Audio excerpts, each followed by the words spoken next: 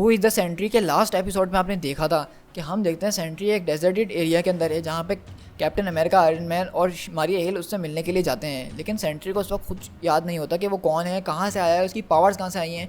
और हमें ये बात पता चलती है कि सेंट्री जो है दरअसल इस दुनिया के अंदर एक कॉमिक बुक कैरेक्टर है जिसको पॉल जेंकिंस नाम के एक राइटर ने लिखा है और अपनी कॉमिक बुक के लिए बनाया था।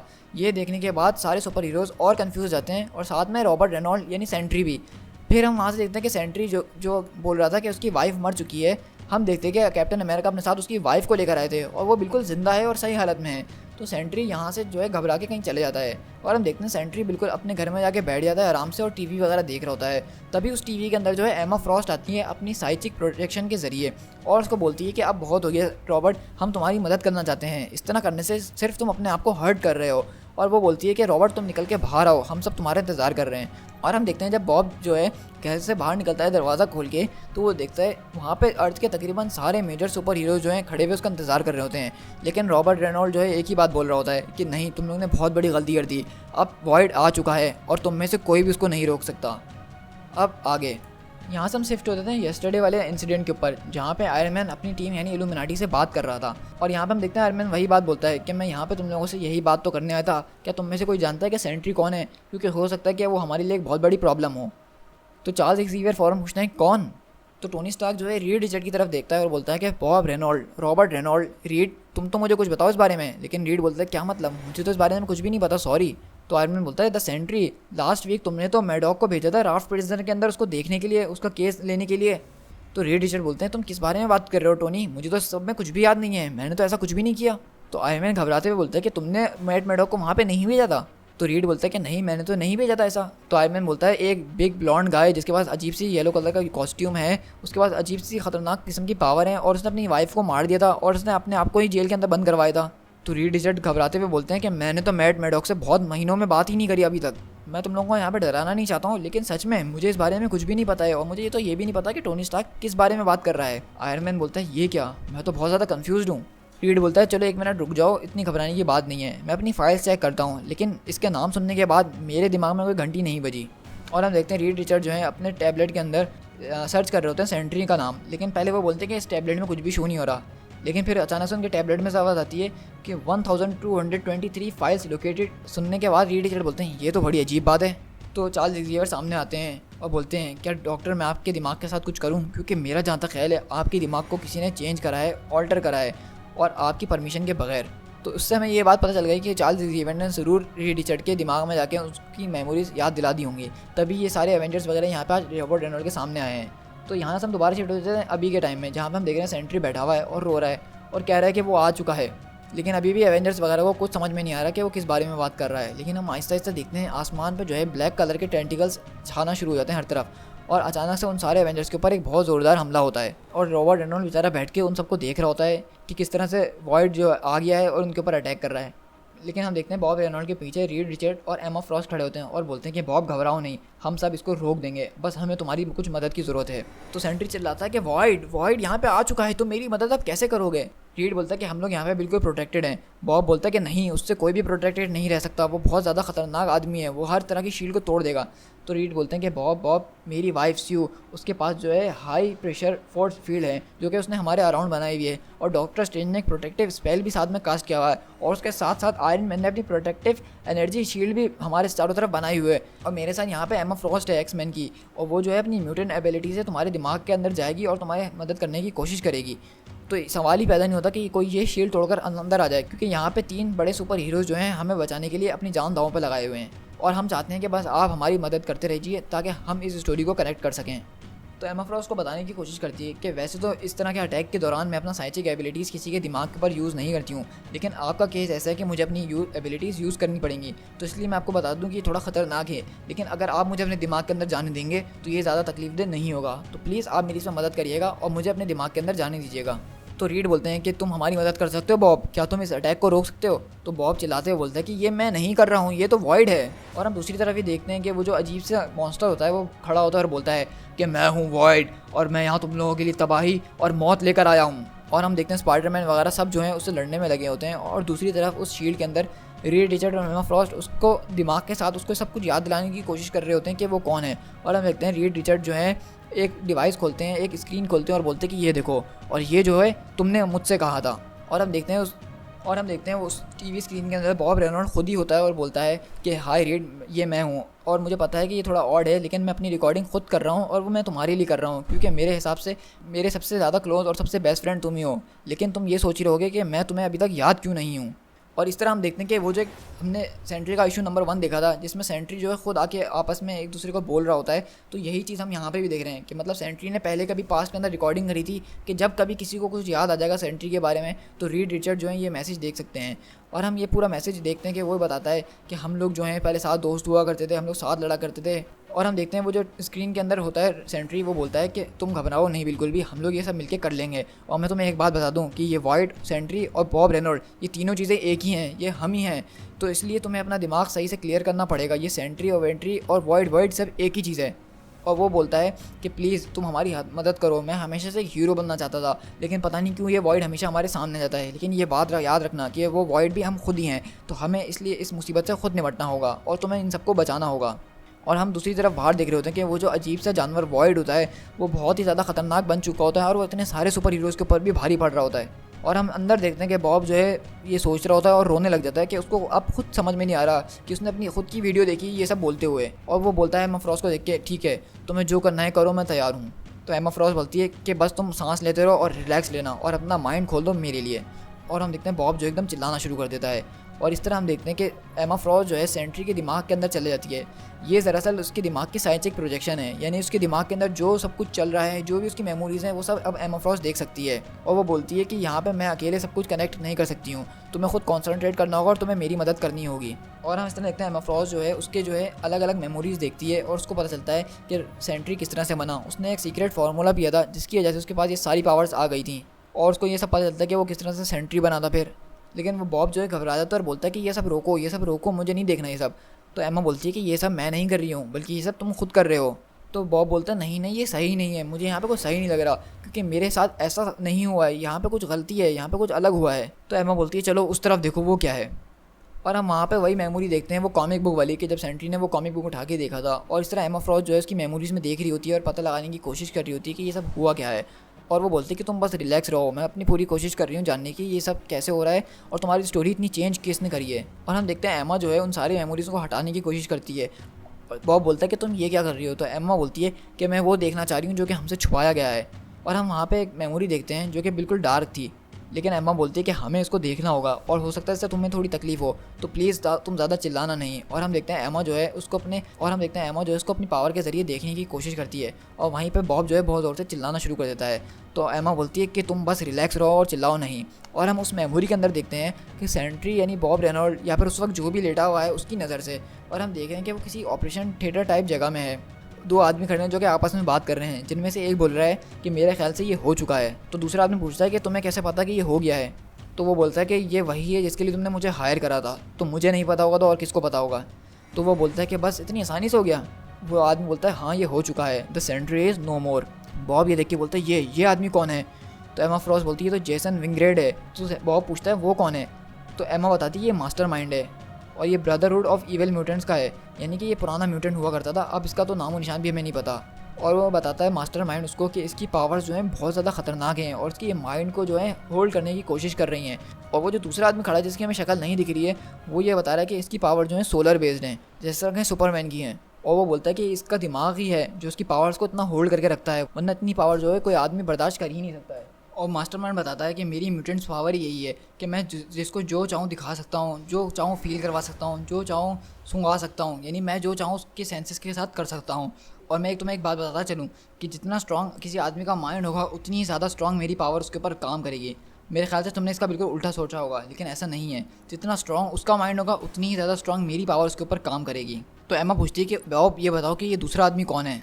तो वो दूसरा आदमी जो है वो देख के सेंट्री की तरफ बोल रहा होता है कि ये मेरी पूरी ज़िंदगी के अंदर सबसे ग्रेटेस्ट अचीवमेंट है। तो एमा पूछती है बॉब बताओ मुझे कि ये आदमी है कौन। लेकिन बॉब जो है सिर्फ सोचने में लगा होता है और उसको कुछ समझ में नहीं आ रहा था ये कौन है। तो मास्टरमाइंड बोलता है कि मेरे लिए भी ये बहुत प्राउड की बात है, क्योंकि मैंने इसके साथ कुछ ऐसा कर दिया है कि इसको ये याद ही नहीं रहेगा ये कि सेंट्री कौन है। और इसको तो याद नहीं रहेगा, इसके साथ साथ ये दूसरों को भी भुलवा देगा कि सेंट्री था कौन, और ये अपनी पावर से इतना डर जाएगा कि ये कभी वो उसको यूज़ भी नहीं करेगा, और वह ऐसा सोचने लग जाएगा कि अगर उसने अपनी पावर यूज़ करी तो एक डेविल आएगा और उसकी पूरी दुनिया तबाह कर देगा। तो ये सुन के सेंट्री चिल्लाने लग जाता कि नहीं यार, ऐसा नहीं हो सकता, ऐसा नहीं हो सकता। लेकिन एम्मा यही पूछी होती कि वो दूसरा आदमी कौन है, मुझे उसका नाम बताओ। तो वो दूसरा आदमी बोल रहा होता है कि ये तो बहुत बढ़िया हो गया मिस्टर विंग्रेड, मैंने कभी सोचा भी नहीं था कि आप इतना ज़बरदस्त काम कर देंगे। और मास्टरमाइंड बताता है कि जर्नल, इसमें एक कैच है, और कैच ये है कि मैं आपको पहले ही वार्न कर दूं कि ये सब जब हो जाएगा तो उसके बाद आपको याद नहीं रहेगा कि आपने कभी सेंट्री के साथ ऐसा करा भी है और उसको कभी हराया भी है। क्या आप मेरी बात समझ रहे हैं ना? तो वो आदमी बोलता है कि इससे कोई फ़र्क नहीं पड़ता, मुझे पता है कि मैंने उसको हरा दिया है, और इससे कोई फ़र्क नहीं पड़ता कि मुझे याद रहे या नहीं रहे। अगर मुझे याद नहीं रहेगा तो वो भी नहीं रहेगा, मेरे लिए इतना ही बहुत है। मैं नहीं चाहता कि लोग मुझे याद रखें कि मैंने सेंट्री को हराया है, मैं बस चाहता हूँ कि सेंट्री ना रहे। और हम देखते हैं बॉब दूसरी तरफ जो है ये मेमोरी देखने के बाद वहाँ से भागना शुरू हो जाता है और बोलता है कि नहीं, ये सही नहीं है। लेकिन एमा उसको समझाने की कोशिश करती है कि बॉब ये तुम्हारा फॉल्ट नहीं है, तुम ज़रा रुको। और हम देखते हैं कि एमा जो है अपनी साइकिक फॉर्म में ही उसके ऊपर अटैक होना शुरू हो जाता है, मतलब वॉइड जो है उनकी शील्ड को तबाह करने की कोशिश कर रहा होता है। और हम देखते हैं कि बाहर जितने भी सारे सुपर हीरोज़ होते हैं वो तकरीबन सब फेल हो चुके होते हैं उस वॉइड को रोकने के चक्कर में। बस डॉक्टर स्ट्रेंज, सू और आयरन मैन ही मिलकर उस शील्ड को बचा रहे होते हैं। अब जो वॉइड है वो शील्ड की तरफ आ गया होता है और उसको तोड़ने की कोशिश कर रहा होता है। हम यहाँ से शिफ्ट होते हैं हेली कैरियर के ऊपर, और हम वहाँ पे देखते हैं कि उसकी वाइफ लिंडी और उसके साथ जो वो कॉमिक बुक राइटर था, उन दोनों को शील्ड ने अपनी कस्टडी के अंदर रखा हुआ है। और वो राइटर जो है मुस्तकिल उसकी बीवी को देखे जा रहा है। तो उसकी बीवी बोलती है कि तुम मुझे इस तरह से क्यों देख रहे हो? तो वो कह रहा है कि मुझे माफ़ कर देना, लेकिन मैंने कभी अपने कॉमिक बुक क्रिएशन को अपने आंखों के सामने नहीं देखा। तुम तो सेंट्री की वाइफ लिंडी हो ना? तो यहाँ पे हम देख रहे हैं कि वो कॉमिक बुक राइटर बिल्कुल हैरान है, क्योंकि ये सब चीज़ें उसने अपने कॉमिक्स के लिए बनाई थी और उस कॉमिक्स के लिए लिखी थी। लेकिन यहाँ पे वो उसको अपनी आंखों के सामने देख रहा है और कह रहा है कि मैंने कभी सोचा भी नहीं था कि मैं जो कॉमिक बुक क्रिएट करूँगा मैं उसको कभी अपनी ज़िंदगी में अपनी आंखों के सामने देखूंगा। लेकिन उसकी वाइफ बोल रही थी कि प्लीज़ तुम मुझसे बात नहीं करो, मेरे पास वैसी बहुत सारी टेंशन हैं, और तुम प्लीज़ मेरा इस तरह से दिमाग नहीं खाओ। और हम देखते हैं अचानक वो खड़े खड़े वहाँ पर गिर जाती है, और हम देखते हैं वो गिरने के बाद जो है एमा फ्रॉस्ट के साथ बॉब के दिमाग के अंदर आ जाती है, और एमा फ्रॉस्ट उसको बताती है कि मैं एक एक्समैन हूँ और मेरे ये म्यूटेंट एबिलिटी है कि मैं किसी भी दिमाग के अंदर घुस सकती हूँ और उसको क्लियर करने की कोशिश कर सकती हूँ। और वो बोलती है कि तुम्हें मेरे साथ चलना होगा क्योंकि तुम्हारे हस्बैंड की जो सिचुएशन है वो बहुत ख़राब हो चुकी है, और इस वक्त तुम ही हो जो मेरी मदद कर सकती है। और हम दूसरी तरफ देख रहे होते हैं कि वॉइड जो है उस शील्ड को मुस्तकिल तोड़ने की कोशिश कर रहा है, लेकिन बेचारे डॉक्टर स्ट्रेंज, आयरन मैन और सू रिचर्ड जो हैं उस शील्ड को बचाने की पूरी कोशिश कर रही होती हैं। और अंदर एमा फ्रॉस्ट जो है ये सब जल्दी करने की कोशिश कर रही होती है, क्योंकि उसको भी पता है कि यहाँ पे अगर उसने शील्ड तोड़ दी तो एमा फ्रॉस्ट भी मर सकती है, और फिर हमें पता है कि क्या होगा। और वो उसको बोलती है कि क्या तुम्हें पता है कि शेयर्ड मेमोरी क्या होती है? तो वो बोलती है कि नहीं, मुझे नहीं पता। तो एम्मा बताती है कि शेयर्ड मेमोरी वो होती है कि जो तुमने पल अपने हस्बैंड के साथ बिताए हैं, वो शेयर्ड एक्सपीरियंस, वो शेयर्ड इमोशनल, मुझे तुम उनके पास लेके जाओ, मैं वो सब देखना चाहती हूँ। और हम देखते हैं एम्मा जो है उसकी वाइफ के दिमाग के ऊपर काबू करने की कोशिश करती है और देखना चाहती है कि उसने सेंट्री के साथ कौन कौन से पल बिताए हैं। और हम यहाँ पे एक बहुत पहले की तरफ चले जाते हैं और हम देखते हैं कि जब उनकी शादी भी नहीं हुई थी तो वो दोनों एक साथ कहीं डेट पे बाहर घूम रहे हैं, और हमें यहाँ से पता चलता है कि बॉब और ये जो हैं दोनों एक दूसरे से प्यार करते थे, और यही मेमोरी जो है एम्मा अपने उसको बॉब को दिखाती है। तो बॉब देख के बोलता है कि ये तो बहुत अच्छा दिन था। तो दरअसल एम्मा फ्रॉस्ट ने ये मेमोरी इसलिए दिखाई बॉब को ताकि वो थोड़ा देर कुछ रिलैक्स हो सके और उसका दिमाग सही हो सके, क्योंकि अभी उसने जो मेमोरी देखी थी बिल्कुल उससे उसका दिमाग ख़राब हो गया था। तो एम्मा उसको समझाने की कोशिश करती है कि तुम इस तरह से घबराओ नहीं, तुम हमारे साथ हमारी मदद करो, क्योंकि तुमने अभी अभी जो करा है वो तुम्हारी उसमें कोई गलती नहीं थी, वो तुम्हारे साथ किया गया है, उसमें तुम्हारा कुछ कसूर नहीं था। बॉब बोलता है लेकिन मुझे समझ में नहीं आ रहा कि अब मैं क्या करूँ। एम्मा बोलती है कि तुम कुछ कर सकते हो, तुम ये सब जो रोक सकते हो, ये सब तुम्हारे हाथ में है।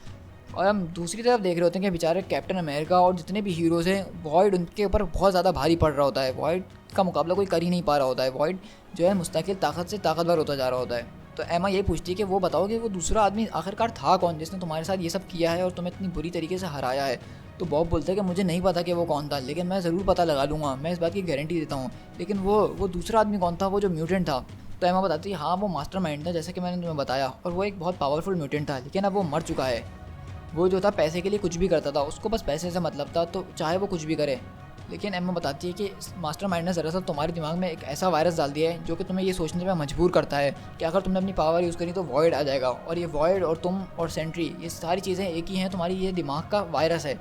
लेकिन मैं जो हो तुम्हारे इस वायरस का कुछ कर सकती हूँ, क्योंकि मैंने काफ़ी टाइम जो है हेल फायर क्लब के अंदर उसके साथ बिताया है और मुझे पता है कि उसकी ये कोड्स किस तरह तोड़ने हैं। और बोलती है कि मैं तुम्हारे दिमाग को ट्रेन करूँगी ताकि वो नॉर्मल दिमाग की तरह काम कर सके और तुम वो सब भूल पाओ। लेकिन ये सब जो है आहिस्ता आहिस्ता और वक्त के साथ साथ होगा, और तुम्हें इसमें हमारी पूरी तरीके से मदद करनी होगी।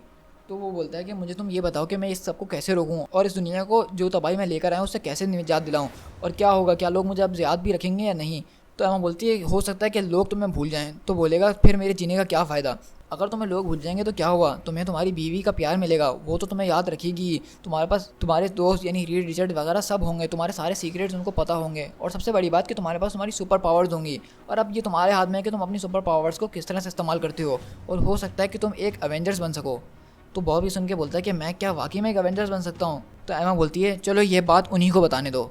और हम दूसरी तरफ देखते हैं कि एमा जो है वो शील्ड खोलती है और उसको जो है सारे एवेंजर्स के सामने ले आती है। तो आयरन मैन पूछता है कि मिस्टर रेनॉल्ड्स अब आप कैसा फील कर रहे हैं।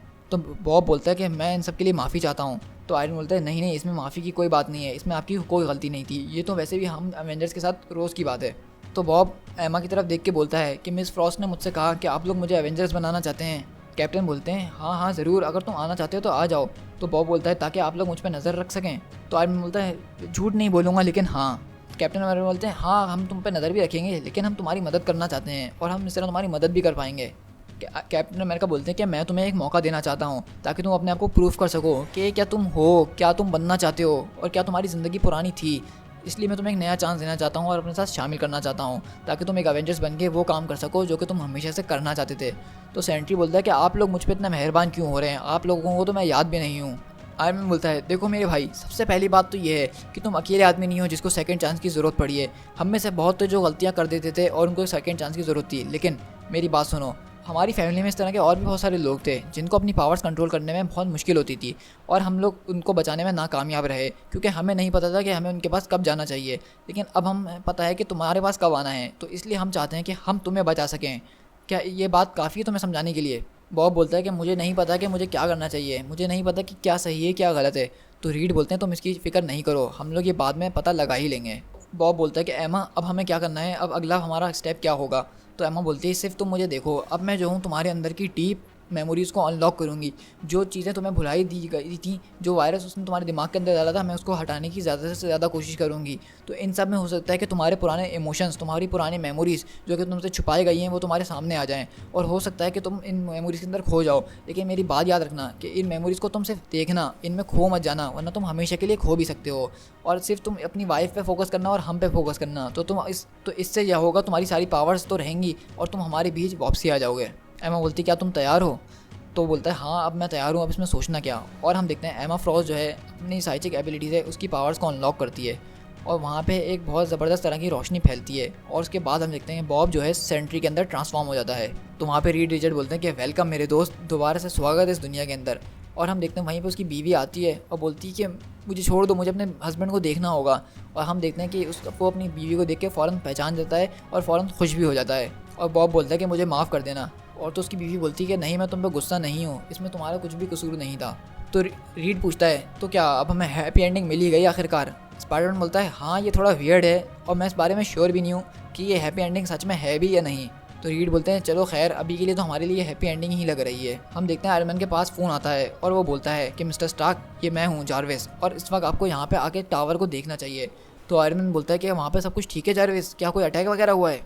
जारविस बोलता है सर मेरे ख्याल से आपको यहाँ पे घर आ जाना चाहिए और ख़ुद देखना चाहिए। तो सेंट्री फ़ौरन घबरा जाता है और बोलता है क्या हुआ अब। लेकिन हम जब एवेंजर्स टावर पे जाके पहुँचते हैं यानी स्टार्क टावर के पास पहुँचते हैं तो हम देखते हैं कि स्टार्क टावर बिल्कुल चेंज हो चुका होता है और वो एक अलग तरह की बिल्डिंग बन चुकी होती है। और हम देखते हैं सेंट्री जो है एवेंजर्स के साथ आता है और देखता है और बताता है कि यार ये तो मेरा वॉच टावर है, ये तो मेरा घर है और यहाँ पे मैं पहले कभी रहा करता था। तो ड्यूक बोलता है तुम्हारा घर जो है बिल्कुल हमारे घर के ऊपर है और अब तुम्हारी मेमोरीज लौट आई तो इसलिए तुम्हारा घर भी लौट आया। आयरन मैन बोलता है यार मुझे अब समझ में आया कि ये ज़मीन मुझे इतनी सस्ती कैसे मिल गई थी।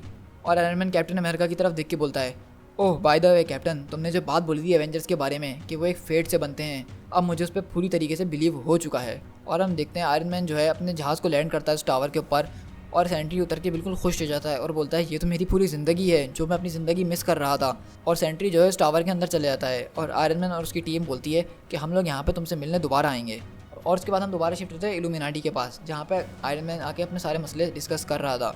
और हम देखते हैं डॉक्टर स्ट्रेंज पूछते हैं आयरन मैन से क्या अब एवेंजर जो है इस बारे में सारी रिस्पॉन्सिबिलिटी खुद लेंगे। तो आयरन मैन बोलता है हाँ सेंट्री की रिस्पॉन्सिबिलिटी अब से मैं लेता हूँ, हम एवेंजर जो है उसका ध्यान रखेंगे। रीड बोलता है कि डॉक्टर स्ट्रेंज आप घबराइए नहीं क्योंकि बॉब के मामले में मैं भी काफ़ी मदद कर रहा हूँ टोनी की। नेमोर बोलता है और अगर कभी उसने दोबारा से वही हरकतें करने की कोशिश करी तो ज़्यादा गरूर मत दिखाना और हमें फ़ौरन से कॉल कर लेना, समझे तुम।